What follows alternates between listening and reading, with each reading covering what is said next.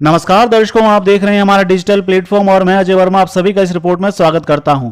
दर्शकों, तस्वीरों में दिखाई दे रहा नजारा बल्लभगढ़ के दशहरा मैदान का है, जहां पर आज राजा नाहर सिंह के 166वें शहीद दिवस के उपलक्ष्य में कार्यक्रम आयोजित किया गया।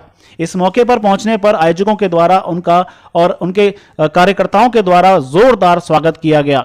वहीं आपको बता दें कि अभय सिंह चौटाला ने मीडिया से बातचीत करते हुए कहा कि राजा नाहर सिंह एक ऐसे व्यक्तित्व थे जिनके पराक्रम के बारे में आज की पीढ़ी को भी पता चलना चाहिए।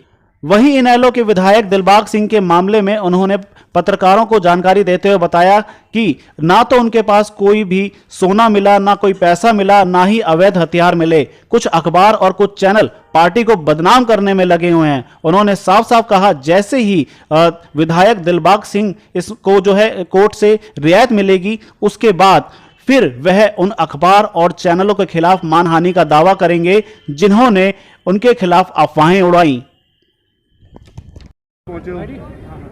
आज राजा नाहर सिंह का बलिदान दिवस है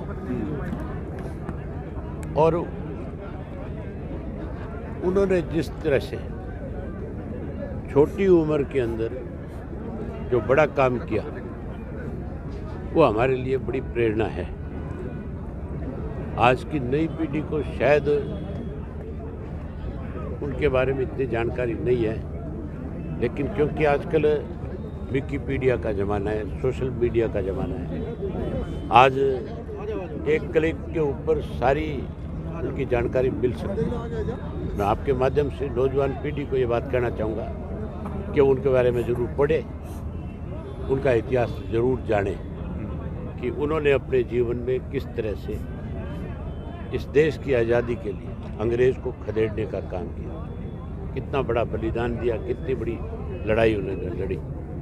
उन्हें हमें अपना प्रेरणा स्रोत मानना चाहिए। देश तो आज़ाद हो गया, लेकिन देश आज़ाद होने के बाद जब कांग्रेस सत्ता में आई तो लोगों को ये उम्मीद थी कि हमें मूलभूत सुख सुविधाएं मिलेगी। कांग्रेस ने भी गरीब आदमी का शोषण किया। महात्मा गांधी का जो सपना था, महात्मा गांधी ने जो कहा था कि इस देश की खुशहाली गांव के अंदर से होकर के नहीं गुजरती, उन गांव के लोगों की अनदेखी हुई।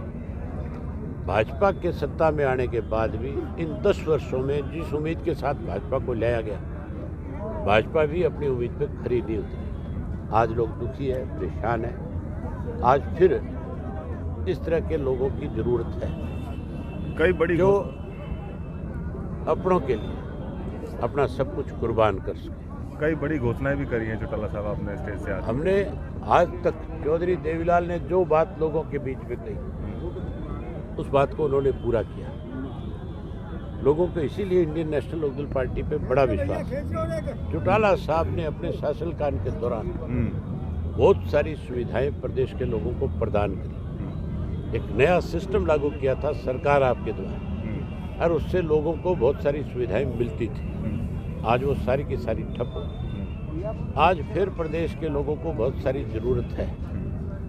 मैंने जो बात कही है, अगर लोगों ने हमारे पे विश्वास किया, भरोसा किया, हमारी सरकार आई तो पहली कलम से इन सारी चीज़ों को पूरा किया जाए। जैसे हमने पहले पूरा किया, आगे भी इन सब चीज़ को पूरा करें। चौटाला साहब, दिलबाग सिंह मामले में किस तरीके से देखते हो? लगातार ईडी की जो है वो सख्ती दिखाई दे रही है। मेरी दिलबाग सिंह के भाई बड़े से बात हुई और जो दिलबाग सिंह के खिलाफ FIR लॉन्च करी गई, उसकी कॉपी भी मैंने सारी पढ़ी। हमने अपने वकील साथियों से भी उस बारे में विचार विमर्श किया। बड़ी हैरानी की बात है कि दिलबाग सिंह के घर से किसी भी चीज़ की कोई बरामदगी नहीं है, जबकि पिछले 4 दिन से 5 दिन से लगातार मीडिया जो है, पर्टिकुलर 1-2 चैनल जानबूझ करके एक शरारतन इस चीज़ को दिखा रही है कि उसके घर से 5 करोड़ नगद पकड़ा गया, किलो के हिसाब से सोना मिला, अवैध हथियार मिले,